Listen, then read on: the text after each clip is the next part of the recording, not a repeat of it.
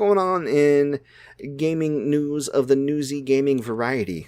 Yes, so as you all know, I am a big fan of the Legend of Heroes series because I played Trails of Cold Steel 1 through 4, but I have not been able to play any of the Trails games that came out in Japan, that being Trails from Zero, Trails to Azure, Boundless Trails, and Trails into Reverie.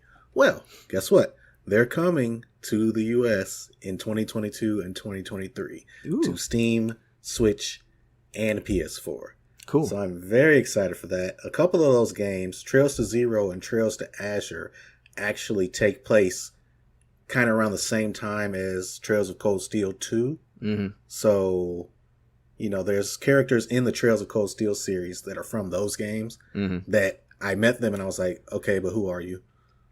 Like, you can get it, but, you know, I'd rather have played the older games and known who they were and be like, oh my God, I can't believe it's Lloyd. Yeah, no, that's your jam, you know? Man. Nobody likes Tales like you do, so I totally get, like, wanting to see those extra characters. Yep. So that's cool, man. Yeah, man. So those are coming out, and I can't wait to get them. Moving on. Actually, funny thing is, in my notes, I had that Tekken X Street Fighter was revealed to be canceled. Mm-hmm. But actually, breaking news, Katsuhiro Harada, who is the boss of Tekken, he's like the head Tekken man. Big boss. He basically said that it is not canceled, but the project is pending. And he said, fuck what you heard. We're going to do this. Yeah. So it could still happen. I'm not holding my breath. Street Fighter Cross Tekken was a big financial bomb for Capcom and Namco. So I don't know if we're going to see this. I mean, they showed us that they can do it. I was going to say, Namco does help make Smash, and they are getting Kazuya in Smash pretty soon, so we will literally have Tekken versus Street Fighter in a Smash format, which is cute. Maybe that'll drum up some more excitement for this crossover and maybe make it more viable for people bankrolling it, so to speak, that are trying to pull the plug. Yeah, so we'll see. Hopefully we get that. Yeah, crossing my fingers for fighting fans, for sure. Right. And the last thing that I wanted to bring up was that the Nintendo 64 had its 25th anniversary on June 23rd. And I just thought it would be cool if we talked about some memories we had of the system, starting off with you, Mike. Yeah, sure. I'd love to be cute cool. That's great. Yeah, let me think. Cool, what's a cute cool story? Yeah. Well, I owned an N64 briefly, but I sold it like a madman. But my best friend growing up had one because he was a Nintendo guy, and I think I had a PlayStation. And I really liked coming over to play 1080 snowboarding. And I used to piss him off. I used to put on Prodigy, and snowboard down the mountain, and like that was my thing. And I was really into playing soundtracks to my games at the time. You know what I mean? Right. So, and before you could actually do it, right? And we would play. Pilot Wings was really good. Mario Kart. One of my favorite games of all time. My favorite game for that system, I discovered on a humbug just by looking at the box and being like, this looks like some Japanese nonsense. So we rented it one night, and I stayed up all night trying to beat it because it needed a save file thing, and that didn't come standard on the N64. A lot of people didn't have the save pack, and I wasn't able to save my progress or beat it, but I got really far. It was Mystical Ninja starring Goemon. Oh, okay. And that game is amazing. There is so much personality, quirkiness, and humor and charm in that game, just from the music to the story to the writing down to the animations. Ibisi Maru! Actually, everybody has a slow walk, a saunter, a run, and a crawl animation. And Ibisi Maru just skips through the field like he's picking daisies, and he crawls around the ground like a worm. He is such a cartoon, and I love it. And you can instantly switch between 4 characters and just go around and solve puzzles and play in this wacky world. And it's complete with tropes that are kind of stock now, but at the time were pretty fresh. Like a full-on transformation sequence a la like Voltron or Power Rangers where you power a giant mech and there's a theme song and everything. It's awesome. And I had never seen anything like it before then. It wasn't the first Mystical Ninja game, obviously, but it was the first one I played. And still to this day is the best one that I played. So that's probably my ultimate or favorite N64 memory, is trying like hell to beat that game before I had to turn it back into the video store. Cool, man. That's what's up, man. How about you? I never personally owned one myself. My father and one of my cousins had one. So I would actually go over to my dad's house and play with my siblings. We would play Mario Kart. We would play Star Fox. Oh my God. Star Fox is good on that 64. It's my favorite game on the system. It's good. Hands down. Yeah. Like I could play it over and over again. You could beat it in an hour, or you could beat it in, 3 fucking hours because you suck. But oh my God, playing Star Fox 64. Here's the crazy thing. You ever remember back on a game thinking that it was multiplayer, but it was really you just passing the controller around and watching? Yeah, for sure. There was a lot of that going on in the Sega Genesis area, SNES, yeah, for sure. That's Star Fox 64 for me. I could have swore that me and my brothers played that game together. Yeah, it wasn't multiplayer? Yeah, no, it was not. Interesting. Yeah, no, that's a Berenstain Bears moment. I totally thought that it was multiplayer. We have a weird shared memory that's false. Yeah. Now, I know the the story campaign was a multiplayer. I don't remember if there was a multiplayer component to it. Oh, there must have been, because I have clear memories of playing against other people. But I could be wrong. I don't know. Yeah, I don't know. Listeners, if you're listening, help! Because we don't know how to Google. Help! But I think my biggest memory would be going over my cousins. And this was actually my stepmother's cousin. So we would go over there, and he had Mortal Kombat Trilogy. My dad would pick Noob Saibot, and he would fucking do that teleport slam move over and over again. Oh, he is 100% that noob. Yeah, and he would beat us all the time. Mm-hmm. Not until years later did I realize you could literally just hold the block button, which would force him to do like a quadruple fucking backflip, and then you could just punish it. Mm-hmm. But, I wouldn't think about that back then. I was like 10. Yeah. So that's probably my biggest memory is my dad kicking our asses as Noob Saibot. And us screaming, man, you always pick Noob Saibot. Man, hey, don't cry at me because you can't beat me. Can't beat the noob. So, yeah, I do have some very fond memories of N64. And that one is kind of like the shining one at the top. I can't wait until our kids. I can't wait till our kids pass the thresholds where we can start kicking their ass in video games. That's gonna be fun. Oh yeah, I was just playing Nora in Smash last night. Oh, you was?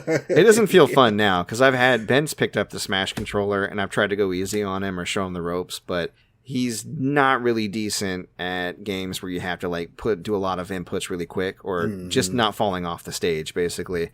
So It's not fun. I want him to at least be at the point where he can throw down a bit, and then I beat him for a number of years, and then one day he beats me, and it's like the shining. He's like, yes, you suck, I'm the greatest. And I'm like, yep, you did it. Yeah, you are. The student has surpassed the master. I mean, just once, and the next round I still win, but it happened. Yeah. Now let's throw on this other game that I'm actually really good at. And see oh no! Don't do that. Let him enjoy it for a bit. No, fuck them kids. Wow.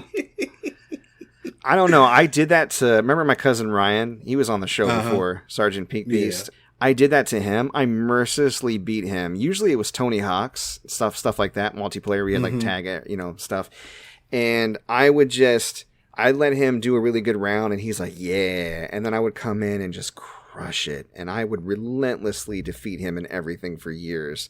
To the point where when he did finally win, it was like, you are not the father on Mari. He stood up, and he was just like, yeah. I told you. Over-celebrated. And I realized the amount of psychological and mental torture I put that kid through. And I was like, I probably could have backed off a little bit. I don't think I was making him better at games or feel better about playing games. I think I created a vendetta because it was as if the person responsible for decimating his family had been brought to justice. It was not a person winning a round in a video game at all. And I was like, man, I really wish I would have eased off. So That's all I'm saying. You don't want to let people win, but at the same time, you can handicap yourself a little bit to level the playing field rather than don't crush your kids. There's a happy medium. Or your cousins. Or your cousins. Or your little cousins. He's around the same age as you. So just imagine if you were 8 and a teenager just whooped your ass at video games for years. Like, that's what it was. So, oh man. The funny thing about that is, my older cousin, I would whoop his ass. Oh. And he's like 3 years older than me, so not much difference, but I would kick his ass in Tekken. Like, all the time. You got to remember, I have like 8 or 9 years on you guys. So, I mean, when it comes to, there was a decent enough for a while. I mean, it took him a long time to become an adult. I was well into my 20s before he even approached it. So, all right. Well, you sent me a message earlier this week with a little tidbit of news that I found quite intriguing. Final Fantasy IX is getting an animated series? Oh, yeah. What this? I mean, it is what this is. It's what it sounds like. An animated series for Final Fantasy IX. We don't have much information at all. All we know is that Cyber Group Studios is the one that's going to be producing and distributing it. That's all we know. And since I haven't played Final Fantasy IX, I don't really know what went into the game story-wise, character-wise, or anything. But is there something you're hoping to see done the same, or maybe something changed? Who knows? I don't know. I haven't really given it much thought. I did do some quick and dirty Googling on Cyber Group while we were getting the notes together, and I saw that they're a Paris-based studio known for children's entertainment. Okay. I didn't see any indication as to their quality or lack thereof, but if they have oversight from Square, hopefully it'll be okay. As far as what I'd want to see, I just hope it's not too much like modern Ivalice, and what I mean by that it's less Final Fantasy 12 and Final Fantasy 14, and more Final Fantasy 3, Final Fantasy 9. Like, 9 picked up its influences and roots from previous Final Fantasy games that came before it, and not what Ivalice turned into, which I think is very pretentious and pompous. I mean, some people like that style of gameplay, but the story, to me, in Final Fantasy 12 was so bad. Yeah. It was just political bullshit, which I don't mind politics, obviously. I'm into it, especially when it's like real politics, but I just felt like I just didn't care. It was always, what are we going to do about Rabanasta? The Empire is going to... You're the princess, but you have to prove you're a princess by getting the MacGuffin. Oh, you have the MacGuffin? The MacGuffin's being used in research to make other things for the Empire. You will need the MacGuffin sword to split open the MacGuffin for the power of MacGuffin. And I was just like, God, I just don't fucking care. And it was just, you know what I mean? But with Final Fantasy IX, I could get with it almost immediately. And the story did deepen, but it was as you progressed and got to know the characters on a more personal social level. So you got this thief that's with the theater group. We're going to kidnap the princess. We've been hired to do it. Cool. Princess is like, hey, can you kidnap me? Weird, but cool. We crash land. Now we got to get back to the Empire, or get back over to the kingdom that hired me. Meanwhile, the kingdom she got kidnapped from, you can see they're making moves. There's war brewing. There's this mysterious figure. What the fuck is he doing? Then you learn all the shit about it, and it gets complicated. But it had this kind of road trip sense of adventure to it, and I really dug how all the characters had their defined roles. The main character was the thief. You had your black mage. You had your knight. And they all kind of act in accordance. Being a summoner and the history of the summoners of that world, there's a lot of lore with that. So I'd be into seeing more stuff like that. I just hope it's quirky and charming and roguish like the original Final Fantasy IX. That's what I'd want to see. Okay. So, yeah. I would just like to see something that gets me into Final Fantasy IX. Cool. So. Well, let's cross our fingers and hope we get something good. All right, let me rattle off a few more of the newsy bits before we wrap up on gaming news. So, for those interested, again, it's still Pride Month. PlayStation did drop a free theme. I think it's just for PlayStation 4 for Pride Month. And they also dropped a curated list of LGBTQ plus games on the store. I took a look at the list. I know you did too. I'm not going to make any criticisms. I applaud the effort. I think it's, something they didn't really have to do, but they did it. Some of the games I would question whether or not they need to be on the list. But again, I am not in that community. I am only an ally, so I'm not going to speak for them. I don't know. Do you have any thoughts? Yeah. I'm not speaking for anyone. Like, okay. I don't really remember, but myself. I'm speaking for myself. Okay. I don't remember any of the games that are really on the list, but I do remember seeing 1 or 2 or 3 or 10 that oh wow, was 10? Wow. I don't know, man. I just saw a lot of games that was like, there's a gay character that you talk to in a side quest. Yeah. In this game, and then you never see him again. Like, that's the example. Like, that's not actually what it is, but that's the example of what I would give. Like, there's not a very prominent role of a LGBTQ plus person in the game, but they were just like, is there one in it? Okay, then put it on the fucking list. Is there an LGBTQ person in it? Okay, put it on the list. Yeah, and to be fair, it was a robust list, so it's not like they had to do that. But I mean, I guess they wanted to be all inclusive. I would give this advice to Sony, and I'm sure they're listening. Sony, they're a fan. They listen to our podcast. We're big in Japan, you see. We get sent free things. I would recommend that they curate a list next year or just curate a list for year round. Why wait for Pride Month? Just do it now. Right. Make the list less about gay characters or gay themes, although include that too if you want, but also focus on games that were developed, conceived, written, worked on by people in the LGBTQ community. Like, celebrate the actual developers and the people that make games in that community. I think that would be more impactful and worthwhile. Not that this wasn't a nice gesture. I'm just saying, I think that'd be a step up. Yeah. But, anything that any big company that needs you to buy things from it does that seems inclusive just kind of most of the time falls off as, okay, they're just doing that. You get the side eye because you wonder if it's performative, and, oftentimes it is. But if they don't do it, then you're like, what the fuck? Yeah, no. I think it's cool to appreciate and point it out, and I think it's also okay to go, okay, now I expect more next time, Right. Exactly. Or, I mean, every year there's this big hoopla about all the companies that change their avatars to rainbow colors, June 1st, and then July 1st, boom, they're back. Even companies who their affiliates in countries that don't support people in the LGBTQ plus community, their logos don't change, just the logos that are in the US or other countries that are okay with it, right? So it really is like blatantly a marketing move. And the progression for those companies, I would challenge them, what are you doing for those communities? What are you investing in for those communities? Are you giving time, effort, and money to those communities? Are you just branding to try to sell to them, like trying to sell to everybody else? That's where the cynicism comes in. So, yeah.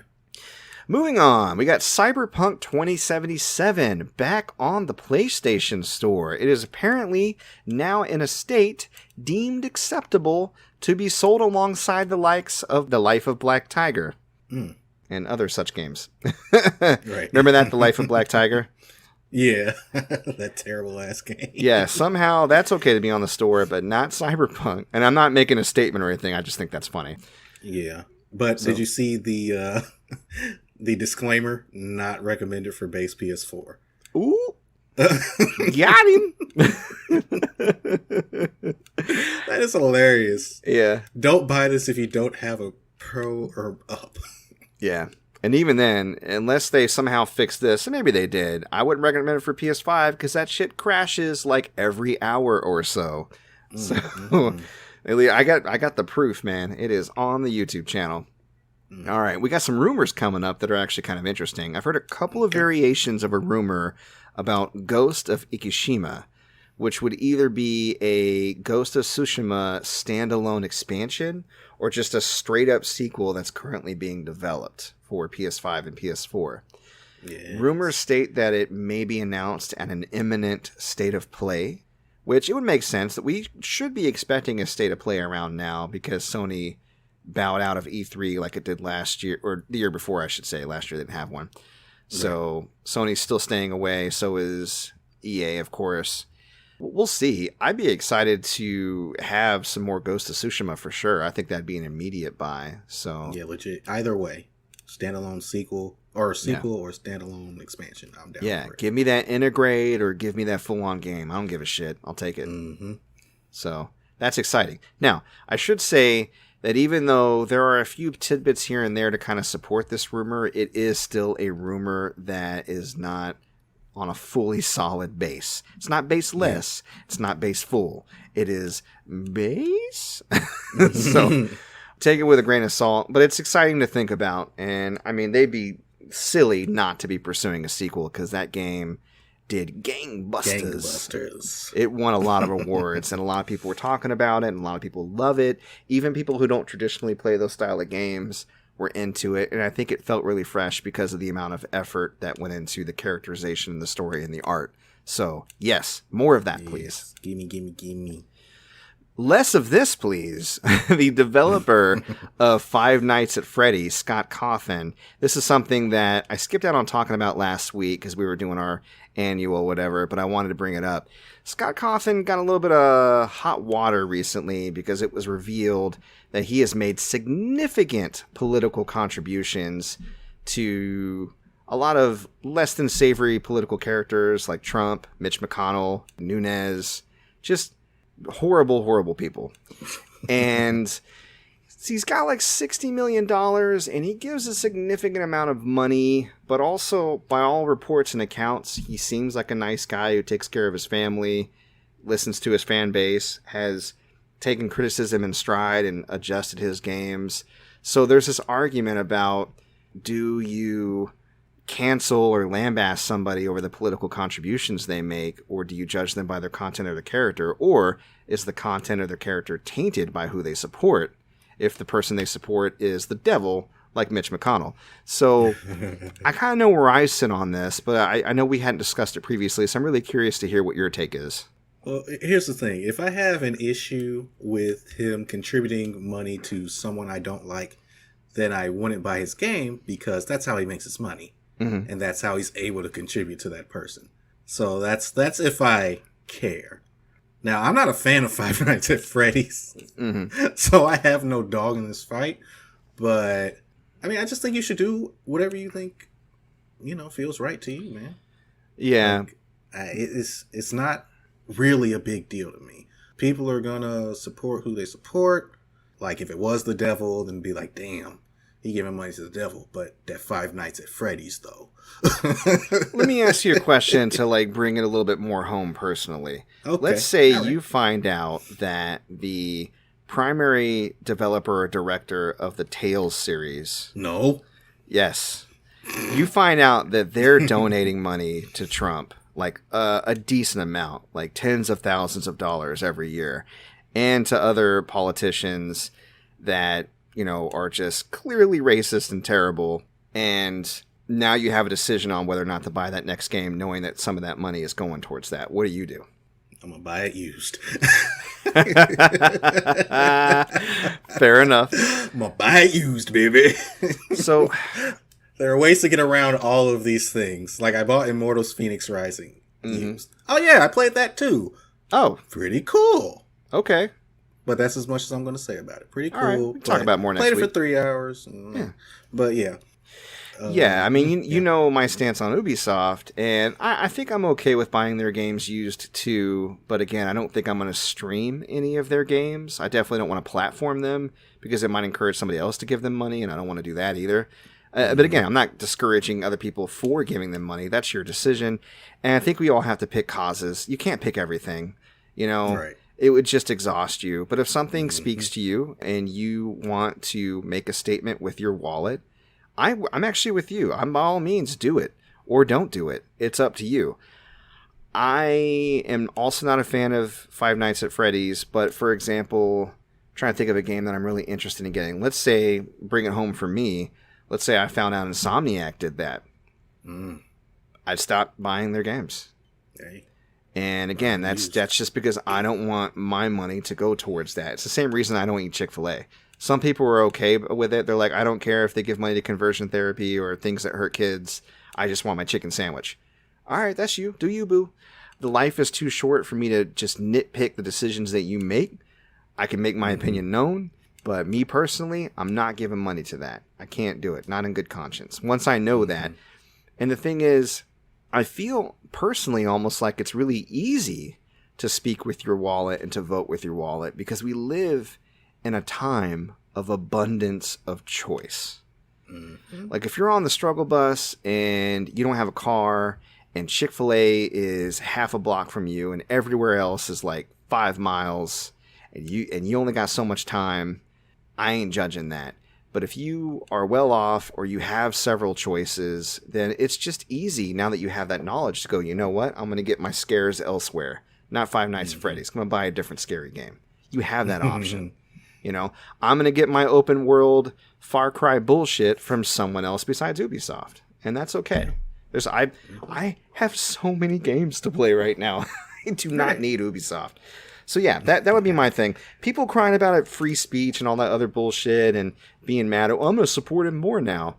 You're just showing your ass. I'm going to support him even harder. Yeah, I love that he gives money to bigots. All right, well, that, again, you're showing your ass and where your morals lie, and that's fine. Accept the consequences on your end for that. But that doesn't really mean anything to me. So I think we're both on the same accord as far as how this whole situation is. So yeah, I mean... Don't get me wrong. I'm still going to eat that chicken sandwich, but I'm going to look at it sideways. Oh, okay. Fair enough. Oh, shit. Again, we all have our personal decisions to make and the causes that are important to us. So yeah, I'm done. Yeah. You know, I think once you get the information out there, what another person does with it is up to them. And you know, every situation you have to judge accordingly. So yeah. And then just one more thing on the Chick-fil-A thing. Why would you fucking... like, just cut out so much profit by being fucking stupid. It just doesn't make any sense. Because that's their belief. That's the thing. I know, but it's like, really? You're not going to give us food? You're not going to cater our wedding? It just make sense, man. I don't know if they refuse to cater gay weddings or if that's a thing with Chick-fil-A. I don't know who would want to. I remember it being a thing, like a big fucking deal, like a few years ago. I don't know if they've changed their stance on that since then, but I just remember thinking, like, why would you not take that money? Doesn't make any sense. They haven't changed their stance as far as supporting gay conversion therapy and giving money to anti-LGBTQ plus organizations and supporting anti-LGBTQ plus legislation. They haven't changed their stance on that, which is why I don't patron them. That's all pretty fucked up. Yeah. However, as far as them like, man, if you trying to cater your wedding with Chick-fil-A, you got other issues. That is something else. How much Chick-fil-A sauce can I get, baby? Oh no, you guys got any allergens? I can get the salad without the gluten. Anyways, last story that I wanted to talk about, and this is more of a warning, but also just kind of a segue into a discussion about our setups. Xbox Series S and Series X has a default mode for its sleep mode for the system. It's called Instant On. Basically shaves like 10 or 15 seconds off of its boot up. But if you have the Xbox Series X or S in Instant On mode, it actually drains a significant amount of power while it's in sleep mode, which could, you know, obviously it raises the question of vampiric drain and raising your electricity bill, yada, yada, yada. Right. I thought that was interesting that made the news and people were warning about it and how they should change the default so where people have to choose it so there's less people just draining their electricity and not knowing it. Yeah. I am always very concerned about vampiric drain. Every section of electronics, like our living room with the TV and all that, both my computers down here, my personal computer, my work computer, the TV, the game systems, everything's on a power strip that I flip the fuck off. Unless I'm downloading something or I'm putting something in rest mode, I might leave one of the power strips on. But for the most part, my rounds, like I go around the house at night before we all go to bed and I check all the power strips and I make sure they're off. I'm like, vampiric drain ain't getting me. Right. Not my house. Not today. So it's a non-issue for me, but what's your stance on that? Like, do you leave everything plugged in? Do you leave some things plugged in? I mean, you know, is that a thing you think about? Yeah, it's a thing I think about when I get the electric bill. And you see, I'll ever since we were in our last house, I put us on budget billing because, you know, it's easier to keep up with. You don't have to worry about. Yeah, we're on that too. Shit. It's $100 this month. Oh, it's $300 this month. Ooh. No, how about it's just $200, like for 12 months, and then we'll reevaluate it. And then at the end, we'll hit you with a big ass bill if you went over, or a nice bill if you went under. Right. So yeah, like when I got that large electric bill at one time. I was like, oh, hell no. Cut all this shit off. Turn off that goddamn... Who got these lights on? Ain't nobody in this room. Exactly. Turn the lights off. But now I'm like, I'll leave a fucking light on in a room I won't go in for days. Oh, wow. And it's not on purpose. It's just like... You think about it less because the bill hasn't changed. I got you. Right. So, you know. I think we talked about it before. I come from a scarcity mindset because I struggled when we were younger. We were extremely poor. So I'm not used to having money or not having to live paycheck to paycheck. It's still new for me. So I still save Tupperware from the Chinese place. Like, hey, don't throw that away. We can put stuff in there. Right. I got a junk drawer. I don't care if the spaghetti stained it. Yeah. I run around like, we can reuse that, save that, let's do this. Well, we don't need a new rice cooker. That one still cooks most of the rice, and I don't stop to think like, no, I could actually throw this out or I could replace this. So it takes a little convincing to get me there. But one thing I do not fuck around on is my water heater and my electricity. Yeah. I make sure both are regulated. And that's just something I don't think I'll ever be able to let go. But yeah, let us know, listeners. How do you feel about power management in your home? Especially gamers, because we all got some shit just draining the hell out of our power outlets, man. So many systems need to be in a sleep mode, especially computers. So yeah, and I've been having my PS5 on like for long periods of time and not using it. And then I'm like, fuck, I left the PS5 on. Definitely don't want to leave that on. Yeah, true. Especially because I don't want to put it in rest mode and risk whatever the fuck issues happen with rest modes in PS5. So far, I've had 0 issues, but because of that report you gave me about Spider-Man Remastered, I never put Spider-Man Remastered in rest mode the entire time I was playing it. Yeah. I was too afraid. Yeah. Good. A little fear is good. All right. We what's going on in